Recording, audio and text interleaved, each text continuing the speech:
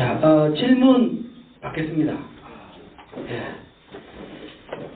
오늘 여러분 머리가 굉장히 복잡하실 것 같습니다. 주제가 칭의라는 공통점이 있는데, 여태까지 칭의와 성화 이런 이야기 들어봤지, 이게 무슨 칭의가 육중적이고, 칭의가 이렇게 세분된 그런 개념으로 이해를 할 수 있는가, 이런 의문이 혹시 드실 수도 있을 것 같은데, 아무튼 오늘 발표 감사드리고요. 질문 없으면 빨리 기도하고 마치도록 하겠습니다. 여러분 표정이 대부분 어두우신 것 같아요. 평소에는 우리 칼빈학교 오면 질문이 많거든요. 오늘 이렇게 두 분이 선택을 잘하신 것 같아요. 지금 모르는 건데 해서 그냥 아예 질문이 없도록. 그리고 너무 길게 해가지고 질문하십시오. 거기 아까 말씀에 예수님이 완전한 인간의 본성을 가지고 오셨기 때문에 그분과의 연합됨으로써 원죄가 사라져서 칭의가 완성된다. 증언한 것. 네네. 예. 그리스도의 인성, 완전한 인성과 우리가 연합된다는 말이 보충 설명 좀 듣고 싶어요. 예. 이제 구진도 이 부분을 뒤에까지 질문 들으셨습니까? 질문은 뭐냐면 제가 이제 구진의 칭의의 세 요소를 말하면서 첫 번째는 이제 능동적 순종, 그리스도의 능동적 순종의 전가, 두 번째는 이제 그분의 수동적 순종의 전가. 보통은 이것으로 이제 우리가 칭의를 말하는데 토마스 구진은 그럼 원죄는 어떻게 할 것인가? 왜냐하면 원죄는 부패한 아담의 어떻게 보면은 본성에서부터 나오는 것인데 그렇게 얘기하면서 이 원죄의 문제가 완전히 해결되어져야 모든 율법이 성취되어지는 것이다 얘기하면서 그 원죄의 문제는 그 근거가 인간 본성의 본래적인 부패함이기 때문에 그것을 해결하기 위해서는 아담의 뿌리, 저는 그렇게 해석을 했습니다. 그렇게 자세하게 얘기하지 않지만 아담의 뿌리에서부터 나오는 그 본성에서 완전히 갈아타서 또 다른 제2의 아담이신, 그러나 그분은 육신을 입고 오시되 원죄가 없는, 전혀 우리와는 질적으로 다른 그 육신을 입고 오셨기 때문에 우리가 능동적 순종과 수동적 순종으로 해결할 수 없는 원죄에 대한 부분을 모든 퍼즐을 최종적으로 맞추는 것은 본성에 관련된 부분을 말하는 겁니다. 이것은 본성에 관련된 부분은 결국 무죄한 본성을 입고 오신 그리스도에게 연합됨으로 말미암아 모든 퍼즐이 최종적으로 완성이 된다. 이렇게 말을 하고 있습니다. 그래서 이게 구딘에게 있어서 주로는 능동적 순종과 수동적 순종 주로 많이 말하지만 제가 이제 이걸 쓴 이유는 아주 독특한 개념이 있는 거예요. 본성의 문제를 잘 언급을 하지 않는데 그것도 능동적 순종과 수동적 순종이 특히 수동적 순종이 원죄는 해결할 수 없느냐 이런 문제를 굳이 많이 다루지를 않는데 구딘은 그걸 좀 세분화해서 그렇게 연결을 시켜서 연합의 중요성을 좀 더 강조하는 것 같아요. 그리스도의 무죄한 본성 문제를 그분과의 연합을 통해서 설명이 되셨나요? 되셨습니다.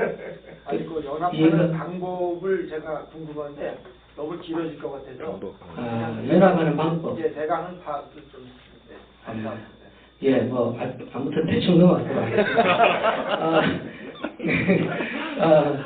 무죄하신 그리스도와 연합하기 때문에 유죄한 우리의 죄가 본성적으로 유죄한 우리가 그리스도와 연합함으로써 원죄 문제가 해결된다. 아무튼 굉장히 독특한 그리스도와 연합 교리를 이 구딘은 갖고 있는 것 같습니다.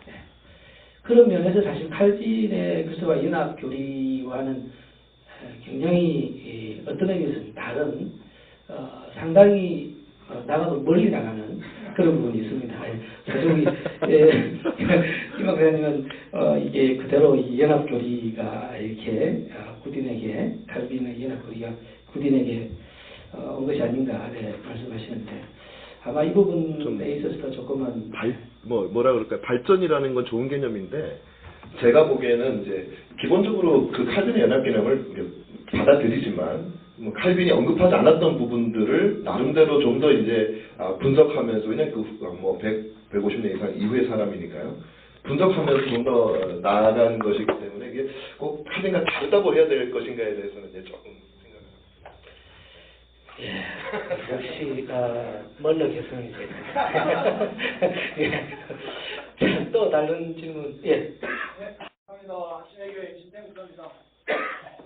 교양 강의 잘 들었습니다. 첫 번째 질문 두 가지만 더 질문 좀 드리겠습니다. 첫 번째 질문은 우리 박세현 박사님께 말씀을 드리고 싶은데요. 부분에 대한 강의를 김연남 박사님 통해서 들었는데 제가 듣기로는 칼빈과 꼼리의 어떤 중간선, 어떤 선에 이 구딘의 견해가 있지 않나 발표한 것으로 보면 그렇게 보입니다. 그래서 마지막 그 결론에서 칼빈에 조금 더 힘을 실어주었던 우리 박 박사님의 그 구딘에 대한 그 글의 평가는 어떻게 내리셨어요? 구딘의 칭의를 어떻게 생각하시느냐? 네. 왜 싸웠나?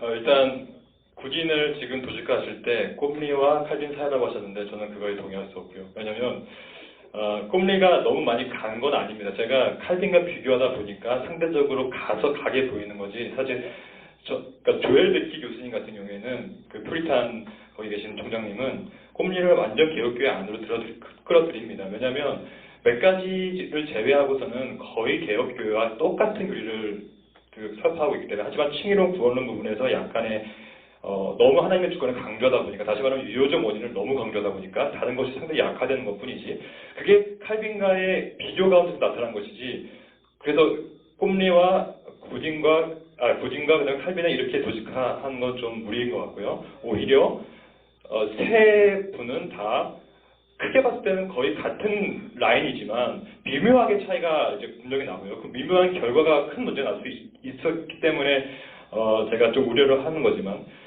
그래서 이제 굳이 따지자면 구딘은 칼빈과 꼼리의 사이의 중간에 위치하지만 그게 큰 차이는 없다라고 저는 봅니다. 그리고 또 중요한 것은 구딘 같은 경우에는 말 그대로 이제 칭의를 세 가지로 이렇게 단계별로 하기 때문에 이게 스콜라스틱한 방법이지만 그런 부분은 사실 칼빈에서는 사실 찾아보기 힘듭니다. 하지만 이 당시 16, 17세기의 학자들은 대부분 칭의를 16법주의와 반율법주의의 싸움 가운데서 어떻게 하면 논리적으로 설명할 것인가를 스테리 스피어로, 디멘션으로 계속 하기 때문에 그런 방법론적인 측면에서는 꼼리와 구딘이 굉장히 유사한 점이 있다고 볼 수 있습니다. 근데 칼빈은 아무래도 한참 전시대 사람이기 때문에 크게 방법론적 차이가 있다고 저는 보입니다. 좋은 질문 감사합니다. 네, 하나만 더, 무교역자로서 지혜로우신 질문 감사드려요. 한 가지는 두 분 다에게 질문 드리는 건데요. 전적으로 동의가 되거든요. 현대 NPP에서 말하는 칭의 개념, 확신할 수 없는 칭의 개념에 전적으로 동의할 수 없는데, 동의가 안 되는데, 한 가지 질문은 이겁니다. 지금 말씀하신 그 칭의 개념이 성경에서 말하는 의롭다 여기다라고 하는 말, 쓰여진, 성경에서 쓰여진 내용을 진짜 다 담고 있는가? 최근에 최박종 교수님이 칭의에 대한 글을 쓰면서 현재, 과거, 미래, 시제를 다 쓰고 있더라. 이 칭의 개념의 동사를. 그러니 컨텍스트에 따라서, 그 텍스트에 따라서, 그리고 텍스트에 쓰여진 환경에 따라서 조금은 달리 해석할 수 있는 여지도 있지 않을까라는 얘기를 했는데 지금은 발표한 그 칭의 개념이 성경에서 말하는 의 개념을 진짜 다 담을 수 있는 건지 아니면 어떤 특수한 칭의 개념만 담은 것인지 그것이 궁금합니다. 제 개인적인 견해는 일단 이 질문에 대한 답을 드리면요. 제가 성경에 있는 칭의 개념을 다 모르기 때문에 그게 다 담았는지 안 담았는지는 알 수가 없고 당연히 다 담을 수는 없다고 생각을 합니다. 만약 다 담아버리면 신학이 더 이상 발전할 여지가 17세기에 완전히 머물러야 되는 거니까 다 담는다는 말은 제가 볼 때는 너무 무리한 얘기가 될 것 같고요. 그러나 그 당시에 어떤 종교개혁자들과 그들의 가졌던 칭의 개념들을 좀 더 분명하게 차이가 나는 이유는 이제 또 우리 황 교수님하고 조금 이제 아까도 말씀드렸지만 근본적인 차이라고 보지 않습니다. 저는 보지 않고 그것이 아까 이제 꼼리하고 그거하고도 비슷한데요. 꼼리가 예를 들면 도구적 믿음이 뭐냐 하면 말씀하신 대로 구딘이 칼빈과 곰리 사이에 있는 것이 정말 맞습니다. 분명히 구딘 같은 경우는 도구적 원인으로 믿음을 보기 때문에 뭐 말은 사용하지 않지만 그러나 확실히 시대가 다름에 따라서 차이가 나는 걸 볼 수가 있어요.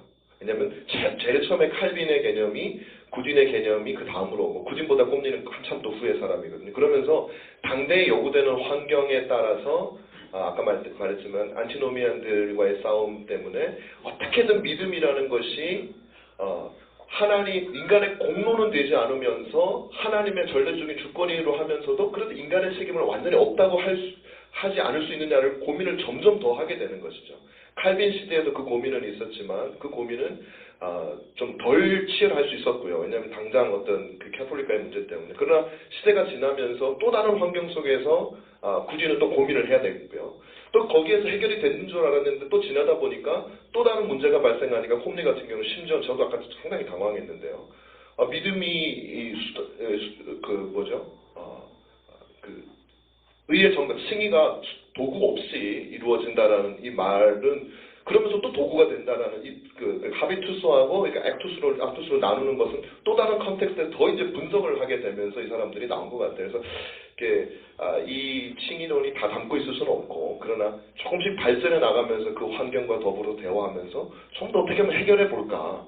그래서 저는 개인적으로는 뭐 칼빈이 더 옳다, 꼼리가 옳다. 저는 그거보다는 제가 가지는 개념, 제가 우리 박 목사님 걸 꼼리의 견해를 평가하자면 저는 둘 다 이해가 되는 것 같아요. 보니까 어떤 의도로 말하려고 했는지가 조금 느껴지기 때문에요.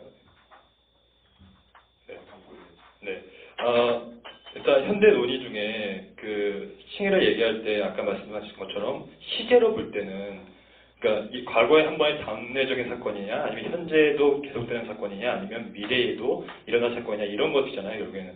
근데 저는 그게 카테고리의 혼동이라고 봅니다. 칭의는 결정성이죠, 단회적인 것이죠. 근데 그 현대 칭의론들은 칭의론의 단회적 결정성과 구원의 견인교리나 이런 교리들의 미래적인 일들을 카테고리로 혼동시켜가지고, 하지만 저는 칭의는 어떤 시대로 보는 것이 아니라 단회적이냐 결정적이냐 아니면 미래의, 하지만 현재의 단회적인 것이 미래의 조건이 될 수 있는 이런 식으로 봐야지 시제로 이렇게 본다는 것은 굉장히 위험할 수 있다라고 저는 봅니다. 네. 네. 감사합니다. 또 다른 혹시 질문 있습니까? 우리 칼빈학회 회원들이 너무 조용하시네요. 칼빈은 굉장히 활발한데 기본적으로 어떻게 아직 시작하기 전에 이제 칼빈은 칭의의 원인을 분석하지 않고 구원의 원인에 대해서는 이야기한다. 특히 이제 기독 강요에서도 구원의 사중 원인 이야기하거든요. 근데 재밌는 것은 아리스토텔레스가 말하는 사중 원인 그 방식 그대로 따르지 않습니다. 사실 형식적 원인이라고 하는 형상 원인, 형상인으로 이렇게 이해되고 있는 부분인데, 그거는 이제 칼빈에게서는 수단적인 원인, 형식적인 어떤 원인으로 그렇게 이렇게 통합되어서 이해가 되는 것이고, 그런 의미에서 사실 엄밀하게 따지면 아리스토텔레스의 어떤 원인론을 조금 벗어난 부분이라고 생각하고, 그래서 이 부분 해석이 멀러 학파와 그렇지 않은 사람들 사이에 차이가 있습니다. 예. 질문요. 저는 강의 잘 들었습니다. 하나님 그냥 근본적으로 제기하고 싶은 한 가지 질문만 드리고 싶은데, 종교개혁 신학이라는 자체가 아리스토텔레스 철학에 의해서 오염된 신학을 해방시키는 거였는데, 이 영미권 청교도 신학이나 개혁파 정성주의 신학은 다시 퇴행의 역사로 들어갈 거 아닙니까? 셀리가 됐던 지금. 그게 극복의 대상이었는데 그 방법론을 다시 취했다는 것 자체가 오히려 문제가 있는 거 아니냐. 저는 그냥 개인적인. 몰러 교수의 때에 아주 정면으로 도전을, 저도 그렇고 우리 박 박사님도 같이 몰러 교수님한테 배웠지만은 어쨌든 제가 지도 교수님이 몰러 교수님이니까 제가 나름대로 얘기를 하고 혹시 부족한 점이 있으면은 말씀해 주시면 좋겠는데 이게 이제 또 제가 알기로는 우리 황 교수님하고도 좀 생각이 다른 걸로 알고 있기 때문에 말하기가 좀 조심스럽습니다. 그러나 이제 제가 또 배우고 나름대로 연구한 제가 가지고 있는 확신은 물론 맞습니다. 종교 개혁자들이 12, 13세기에 나오는 이제 스콜라주의 이제 후기로 갈수록 스콜라주의라는 것, 아리스토텔레스라는 것을 아까 우리 박 박사님 말했지만 그들은 사실은 중세인들조차도 그대로 사용하지는 않았거든요. 아퀴나스라든지 이런 사람들도 아리스토텔레스의 철학적 개념을 가지고 와서 하나님을 설명하고 때로는 자기들이 가지고 있는 신학적 개념하고 안 맞을 때는 아리스토텔레스 개념을 변형하거나 아니면 버려버리기도 하고 그렇게 해서 사용을 하는데 그래서 멀러 교수님 같은 경우는 저도 같이 있지만 스콜라적인 것이라는 것은 철학이라는 표현으로 우리는 많이 쓰지만 그것보다는 스콜라 공부하는 방법론이다. 이제 그렇게 말. 근데 물론 이제 그 방법론이 아리스토텔레스의 개념을 많이 들여다 보니까 결합이 돼가지고 철학적인 개념을 같이 띄고 있는 부분도 사실인 거는 맞습니다. 그런데 이제 종교개혁자들은 그 부분 때문에 칼빈 같은 경우도 스콜라를 본격적으로 비방을 많이 하고 그런 용어를 많이 쓰는 것도 사실이고요. 제가 봐도. 그렇지만 그래서 칼빈에게 있어서는 그것이 두드러지게 종교개혁자들 1세대에서 두드러지게 나타나지 않는 부분이 있지만 2세대로 가면 갈수록 종교개혁자들의 내용은 그대로 흡수를 하면서 그 학문을 좀 더 발전시키기 위해서 다시 이제 중세의 스콜라적인 학교에서 가르치던 방법론이거든요. 스콜라스틱한 방법론이. 그 방법론을 자신들의 학문을 개혁자들의 신학을 좀 더 발전시키기 위해서 가져온 거는 분명히 사실입니다. 그걸 가져오면서 그들이 사용했던 개념이라든지 아니면 어떤 잘못된 아리스토텔레스가 가지고 있는 개념 중에 잘못된 것들이 묻어온 게 전혀 없느냐라고 말한다면 누가 전혀 없다고는 말하기 힘들 거라고 저는 생각을 합니다. 그러나 근본적으로 스콜라주의는 방법론으로 많이 보기 때문에 방법론은 얼마든지 사용할 수 있었다. 네, 그렇게 봅니다. 잠깐만. 예, 한 번 더. 예. 한 번 더 말씀드리면 예. 생각은 종교개혁자들은 스스로의 신학적 작업을 바울 신학에 대한 수서, 그다음에 복음의 재발견이라고 해석을 하면서 종교개혁 시대를 열었습니다. 제 생각도 오늘 발표하신 연구하신 두 분의 청교도 시대 정통주의 학자도 어떻게 보면 칼빈의 신학에 대한 수서, 재해석을 부정하는 게 낫지 않을까. 칼빈과 대등한 아니면 그런 식으로 독창적 사상을 설명하는 것은 매우 위험하지 않을까 생각이 듭니다. 재해석, 구석 정도. 그다음에 근대 시대를 얘기하면서 뭔가 계몽주 시대를 얘기하면서 교회 내에서 일어났던 일종의 정치기 변화 이렇게 설명하면 어떨까? 예, 똑같은 내용을 성경이 우리 똑같은 본문은 성경이죠. 성경을 종교개혁가들이 하려고 했던 것하고 17세기 이후 이제 정통주의 신학자들이 하려고 했던 것하고는 이제 방법론의 차이가 있다는 것은 확실한데 과연 그 방법론이 내용도 좀 건드렸느냐 그렇지 않느냐 하는 부분은 아주 델리케이트한 그런 논쟁. 여기서 좀 중요한 부분이 뭐냐면 이제 말이 제기되는 바르티안들 쪽에서 이런 말 써도 되는지 모르겠는데 제기되는 반론이 뭐냐면은 이 16세기 개혁자들은 성경을 주의해서 성경에서 나오는 것들을 주의한 결과고 17세기 정통주의자들은 그게 아니라 어떤 논리적인 추론이나 어떤 하나의 센트럴 도그마를 놓고서 거기에서 추론으로 끄집어낸 것이다 라고 추론을 하는 경우가 많아요. 왜냐면 우리가 알다시피 스콜라 철학 같은 경우는 로직이 아주 중요하기 때문에. 그런데 이제 저도 그렇고 이제 저희 지도 교수님이셨던 분들도 마찬가지고 가지고 있는 입장은 그래서 최대한 노력을 한 게 뭐냐면 17세기 정통주의자들의 교리가 단순히 논리적 추론이나 철학적 어떤 개념의 발전으로 가져온 게 아니라 그들도 역시 성경에서부터 끌어온 주해의 결과라는 것을 아주 강조하고 노력을 하고 있습니다. 그래서 총체적으로 아까 하신 말씀을 제가 생각해 보면 결코 구딘이나 꼼리가 칼빈과는 단절되면 독특한 그렇진 않고요. 칼빈의 사상을 아까도 말씀드린 대로 발전시켰는데 그 발전시키는 방식 할 때 사용했던 툴이 스콜라주의적인 툴을 많이 활용을 했다. 근데 저는 그렇게 말씀을 드리고 싶고 혹시 또 하실 말씀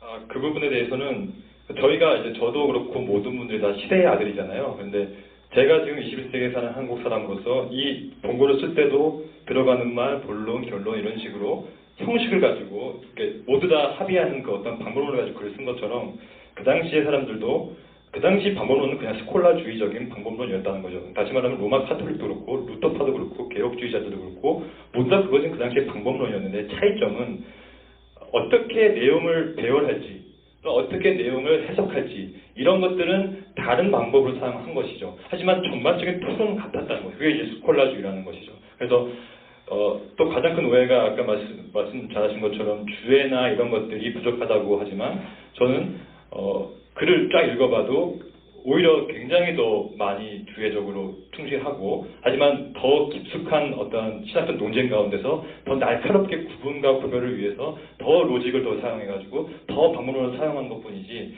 사실 그 자체가 철학의 내용이라든지 철학 체계가 아니었다는 사실을 저도 그렇게 배웠고 저 개인적으로 그렇게 동의를 합니다. 그래서 그 정도로 답변을 드리고 싶습니다.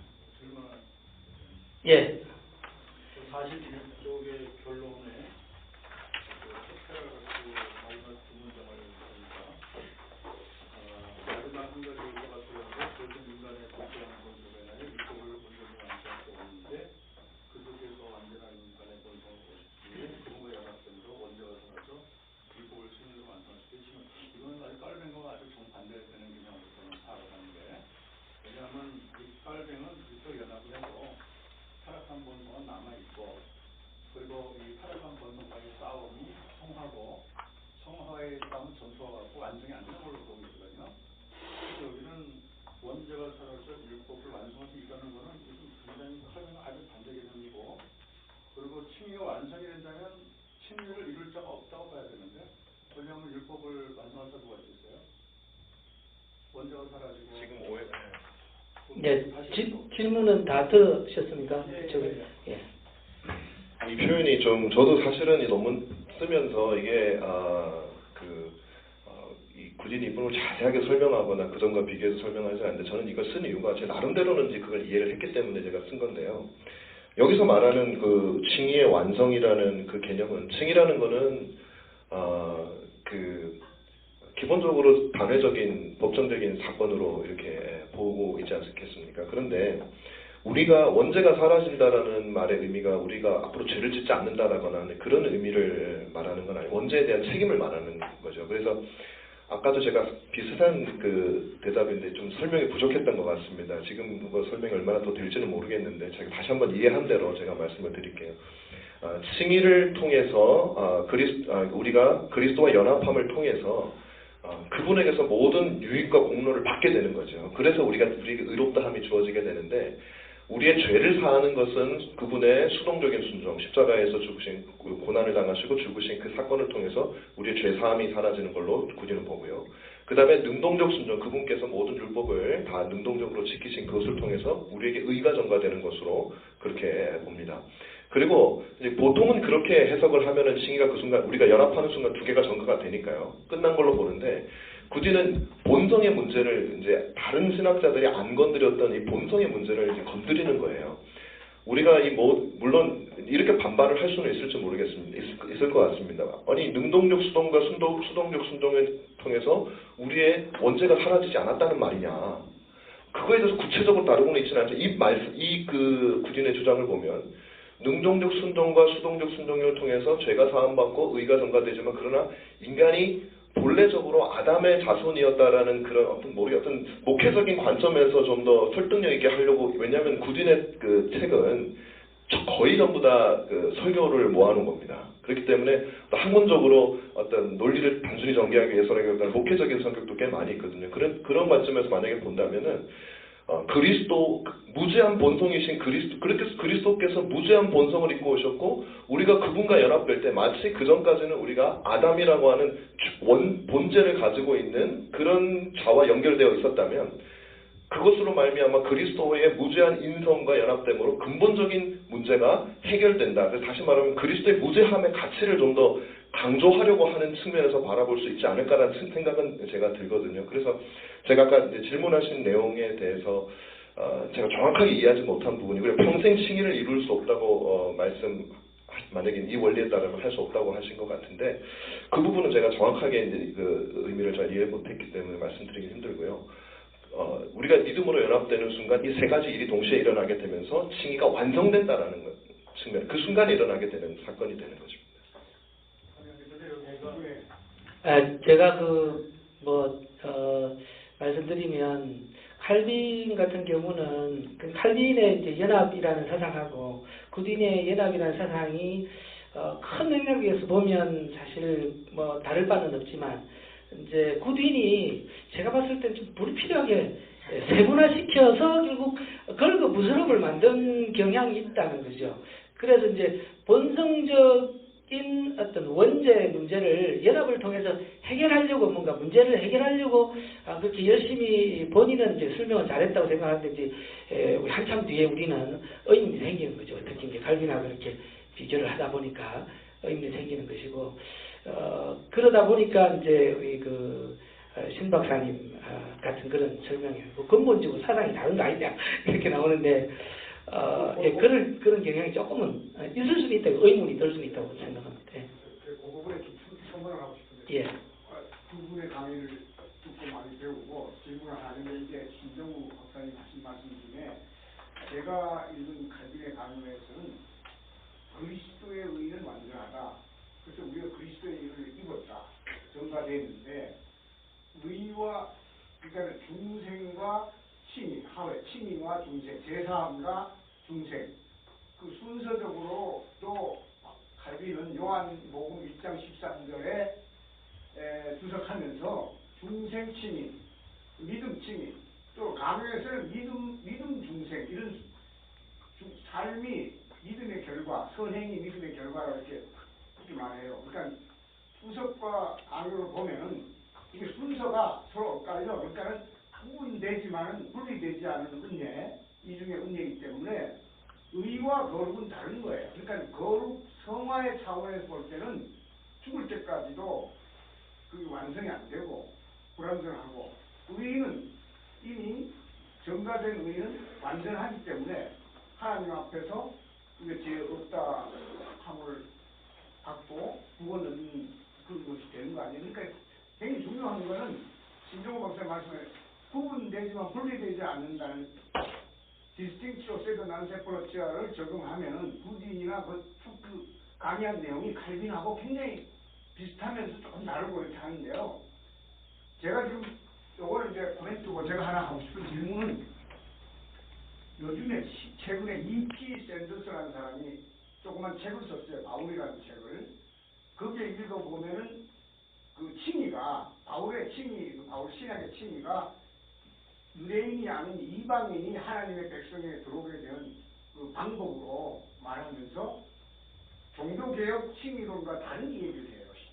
그 E.P. 샌더스라는 사람이 성서신학자인지 난 그걸 잘 모르겠어요. 네, 맞습니다. 성경신학자. 읽어봤는데 바울 신학에서 요즘 최근에 그 새로운 관점의 칭의론 그거에 하고 종교개혁 칭의론하고는 상당히 다르단 말이에요. 그거에 대해서 좀 공부하신 결과를 좀 아까 설명을 많이 하셨죠. 서반 네, 서론하고 결론 부분을 이렇게 그와에 연관시켜서 들었는데 설명. 이 샌더스라는 사람의 주장과 종교개혁 신학 그 칭의론이 상당히 다른데 그 어떻게 우리가 공부하는 사람들은 받아들여야 될지 성서신학 입장에서 역사실을 구분해가지고 그냥 그렇다 그리고 말은 그만인데 그 때문에 요즘 문제가 있잖아요. 유보된 칭의론, 세관성 칭의론 얘기. 그좀 그게 복잡할 것 같습니다. 사실 이분들한테 말씀을 넘기기보다는 그건 이게 간단하게 5분 해가지고 질문을 하고 답하기는 어려울 것 같습니다. 예. 조금 궁금해서 조금 질문 드리고 싶은데요. 지금 성함이 죄송합니다. 박재현 작가님께 질문 드리고 싶은데요. 지금 제가 저도 이제 아리스토텔레스에 대해서 좀 보고 있는데 하나 좀 팁을 좀 얻을 수 있어서 좋겠습니다. 지금 그 아리스토텔레스가 가지고 내리는 그 방법론적 차원을 본다고 그러면은 중세도 아리스토텔레스가 있었고 그다음에 우리가 르네상스 시기를 거치고 레코나스가 종교개혁 시대 때도 그 아리스토텔레스의 관심이 묻어진 건 아닌 것 분명히 맞습니다. 근데 우리가 보통 이야기할 때 아리스토텔레스의 그 르네상스 시대하고 종교개혁 시대 때 그 아리스토텔레스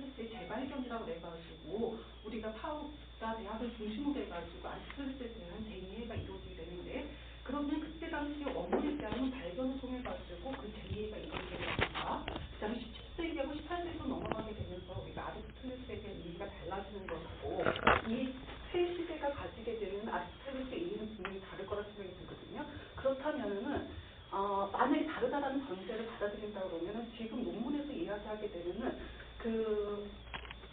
지금 17세기에 아리스토텔레스의 이해를 가지고 칼빈을 갖다 이해하는 것에서는 어떤 지대한 자기 의도가 가지고 되는 것은 아닌지라는 오해를 불러일으킬 수 있으니까 아리스토텔레스의 이해에 대해서 조금 설명해 주신다 그러면 그 차이를 설명해 주신다든지 그리고 그 차이가 그 연속성에서 영국 방법론에 있어서의 연속성에서 뭔가를 가지고 있다라고 얘기할 수 있다라고 하면은 이해하는 데 더 도움이 되지 않을까 생각이 듭니다. 예. 뭔 질문인지, 이게 이것도 시간이 오래 걸릴 것 같습니다. 네. 지금 조금 남았습니다. 네, 짧게 말씀드리면서 아는 부분까지만요. 아리스토텔레스 철학을 아주 다양하게 수용했습니다. 예를 들면 완전 전적으로 수용한 사람이 있었습니다. 사이버의 브랜드라는 사람인데요. 그 사람은 완전하게 아리스토텔레스의 모든 철학을 그대로 받아들입니다. 예를 들면 unmoved mover 같은 그런 개념들은 사실 우리 유신론적인 하나님의 신론에 그대로 적용시키기 힘든데 왜냐하면 유한하기 때문에 하지만 그것을 그대로 받아들여서 모든 신학을 아리스토텔레스 철학을 그대로 답습하여서 하는 하나의 부류가 있었고요. 두 번째로는 제가 원하는 어떠한 아리스토텔레스 절충주의적으로 받아들이는 것인데 그건 예를 들면 그 당시에는 아리스토텔레스 주의자들도 있었고 플라톤 주의자들도 있었습니다. 하지만 그 둘 다 개혁적 플라톤주의, 개혁적 아리스토텔레스주의라고 명명하고 사용했는데 왜냐하면 그들은 아리스토텔레스를 사용하면서 굉장히 성경에 근거하여서 성경과 배치되는 철학 체계는 다 버렸습니다. 그래서 절충주의자의 것이죠. 예를 들면 그런 의미에서 아마 칼빈도 굉장히 절충주의적으로 아리스토텔레스 주의를 받아들여서 형이삭적으로 경계했다고 봅니다. 하지만 그 반대는 그러니까 이쪽 극단이 완전 답습이라면 중간층의 절충주의라면 이쪽은 완전하게 거부한 무리들이 있었습니다. 사실. 그래서 이 사람들은 예를 들면 이런 거죠. 신지론자들, 베헤 이런 사람들은 신지론자들은 철학은 필요 없다, 형상은 필요 없다, 오로지 자연철학, 자연계시, 그러니까 자연계시를 통하여서 봐야 된다. 이런 식으로 세 극단이 있었다고 봅니다. 그러니까 세 가지의 스펙트럼이 있었는데 제가 볼 때는 후기개혁파 정통주의자들은 이 중간의 절충주의적을 사용해왔고 종교 개혁자들이 그들이 아리스토텔레스 철학을 받아들일 때도 아마 굉장히 절충적인 그 카테고리 안에서 사용했다고 저는 생각이 듭니다. 죄송합니다. 짧게 끝나죠. 시대적으로 아리스토텔레스의 이론을 달리 받아들였는데 지금 후기에 받아들인 아리스토텔레스 상이 어떻게 16세기 이 종교학자들을 평가하는데 사용이 되었느냐 하는 문제는 연구하신 제가 볼 때는 양교수님 앞으로 연구하셔서 발표하시면 좋겠습니다. 예, 마지막 질문 하나만 혹시 질문 하나 드리겠습니다. 이 칭의 또 믿음 같은 여러 가지 용어가 많이 나오는데요. 그래서 용어에서 말씀드린 의견은 오직 믿음으로 말미암아 구원을 받는다고 했습니다. 그래서 그 믿음에 대해서 많이 강조를 하고 그 믿음을 얘기하는데 근데 그 믿음의 구체적인 내용이 뭐냐 그거를 좀 한번 따져보고 싶습니다. 예를 들어서 아브라함 같은 경우는 자기 나라의 의미 가운데 하나님의 능력을 느껴봤을 때 당연히 그걸 보고 의뢰를 받았거든요.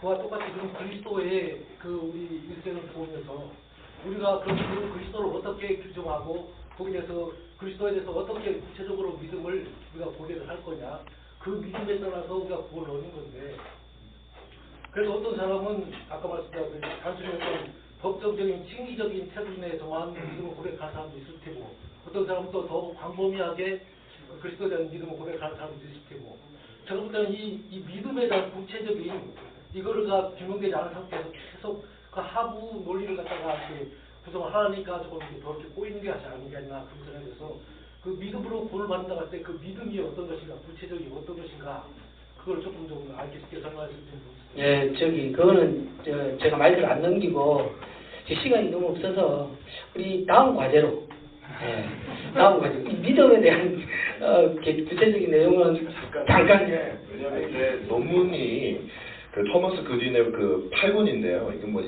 이거는 제가 조직신학자가 아니기 때문에 역사신학자고 토머스 그딘을 전공한 사람이기 때문에 그딘의 견해를 말씀을 드리겠습니다.